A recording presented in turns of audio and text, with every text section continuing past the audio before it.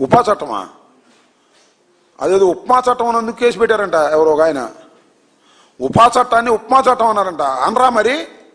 ఉపా చట్టాన్ని ఎక్కడ పెడితే ఎక్కడ కావాలో అక్కడ పెడితే దాన్ని ఉపా చట్టం అంటారు, లేకపోతే ఉప్మా చట్టం అంటారు. చట్నీ లేని ఉప్మా చట్టం అది. రావణ్ అనే వ్యక్తి మీద పెడతారా? పెట్టి ఆయన తీసుకెళ్లి రిమాండ్లో పెడతారా? దాన్ని ఉప్మా చట్టం అంటే మళ్ళా కేసు పెడతారా? బుద్ధి ఉందా? నాకు అర్థం కాలేదు. ఏమండి ఉప్మా చట్టం కాక ఏం చట్టం అది? పలావ్ చట్టమా? నాకు అర్థం కాలేదు. ఏంటిది?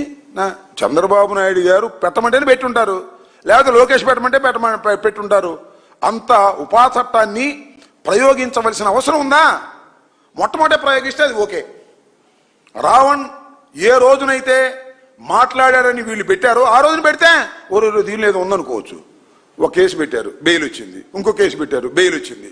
ఇంకో కేసు పెట్టారు, బెయిల్ వచ్చింది. ఇంకో కేసు పెట్టారు, బెయిల్ వస్తుంది. అరే బెయిల్ వస్తుందే, ఈ బెయిల్ రాకుండా చేయాలంటే ఏం చేయాలంటే పైనుంచి దించారు ఉప్మా చట్టాన్ని, అదే ఉపా చట్టాన్ని. అది తీసే లోపల అన్నారు. ఏంది ఇది? అర్థం కావటలా? కామన్ సెన్స్ చోటకి అర్థం కావటలా? అన్ని చోట్ల బెయిల్ వస్తుంది కాబట్టి ఇది పెడదామని పెట్టారు. ఫ్యాక్ట్స్ లేకోకుండా పెట్టినటువంటి చట్టం కాబట్టి అది ఉపా చట్టం అయినా ఉప్మా చట్టం అవబోతుంది రాబోయే కాలంలో, చూసుకోమని కూడా చెబుతున్నా. మా కొడాలి నాని ఉప్మా చట్టం అన్నా అంటే దాన్ని కేసు పెట్టారు. ఎన్నిసార్లు పెట్టుకుంటారు కేసు? నాకు అర్థం కాల. సో ఇంకోటి కూడా చెప్తున్నా, రావణ్కి మీకేం సంబంధం? మీరెందుకు రావణ్తో ఆర్గ్యూ చేస్తున్నారు? చేస్తాం. రావణ్కి మాకేం సంబంధం లేదు. రావణ్ ఐడియాలజీ వేరు, మా ఐడియాలజీ వేరు.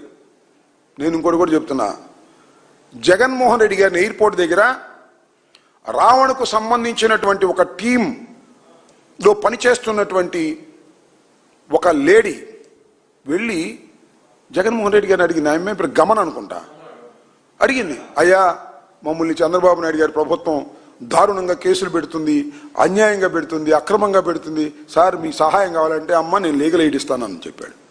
ఎవరో మాకు తెలియదు, ఆయనకు తెలియదు. లీగల్ ఎయిడ్ ఇస్తాను, అక్రమంగా అన్యాయంగా పెడితే వీఆర్ గివింగ్ లీగల్ ఎయిడ్ అని చెప్పాడు జగన్మోహన్ రెడ్డి గారు. Yes, we are believing. ఈ రావణ్ మీద అన్యాయంగా అక్రమంగా ఉపా చట్టాన్ని పెట్టారు, అదే ఉప్మా చట్టాన్ని పెట్టారు. దాన్ని మేము వ్యతిరేకిస్తున్నాం, వారికి లీగల్ ఎయిడ్ ఇస్తాం, వారిని రక్షిస్తాం.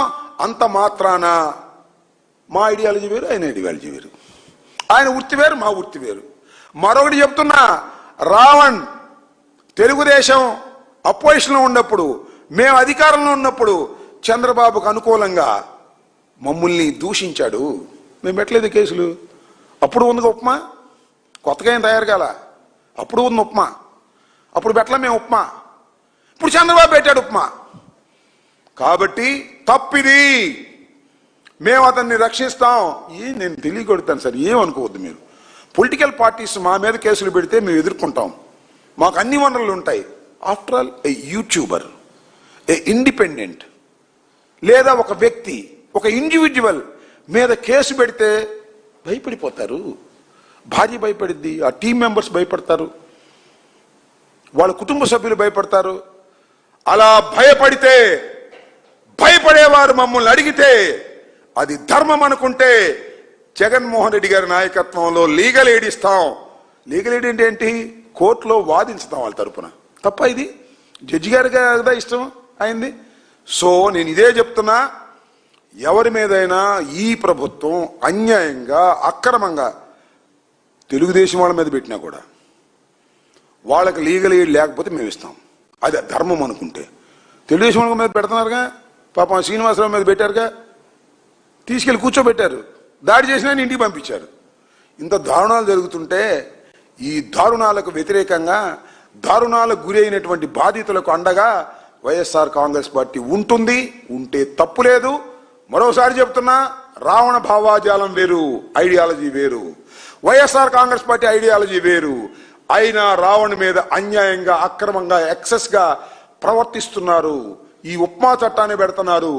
అందువల్ల మేము రావణ్కి అండగా ఉంటాం. అడిగాడు, ఉంటాం. ఇంకా అడిగితే ఇంకా ఉంటాం.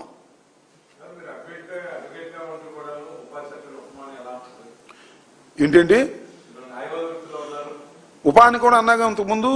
ఉప్మాని ఎందుకన్నానంటే అతని మీద ప్రయోగించారు కాబట్టి. నేను ఏమంటున్నానంటే ఆ యాక్ట్ని అన్యాయంగా అక్రమంగా తీవ్రవాదుల మీద పెట్టవలసినటువంటి ఆ కేసుని ఆ చట్టాన్ని ఒక పిచ్చుక మీద వేసారేవయ్యా. పిచ్చుక మీద బ్రహ్మాస్త్రమా? ఒక యూట్యూబర్ మీద బ్రహ్మాస్త్రమా? ఏంది? మీరు వేసిన బ్రహ్మాస్త్రాన్ని ఆ పిచ్చుక ఎదుర్కొందనుకో, ఆ పిచ్చుక బ్రహ్మాండమైన శక్తివంతం అవుతుంది అనే విషయాన్ని మర్చిపోతున్నారు మీరు. అందువల్ల దాన్ని ఉపా చట్టాన్ని తెలిసే వ్యంగ్యంగా చతురంగా అన్యాయంగా ప్రవేశపెట్టారు కాబట్టి ఉప్మా చట్టం అంటున్నాం. తప్పైతే పెట్టండి కేసులు, మాకేం అభ్యంతరం లేదు, చూస్తాం దాని సంగతి కూడా. ఉపా చట్టాన్ని ఉప్మా చట్టం అంటే తప్ప ఏమండి అనకూడదా? మీరు ప్రయోగించిన విధానం ఉప్మాలాగా ఉందని చెప్తున్నాం. దాన్ని ప్రజలు అర్థం చేసుకుంటారు, న్యాయ కోవిదులు అర్థం చేసుకుంటారు.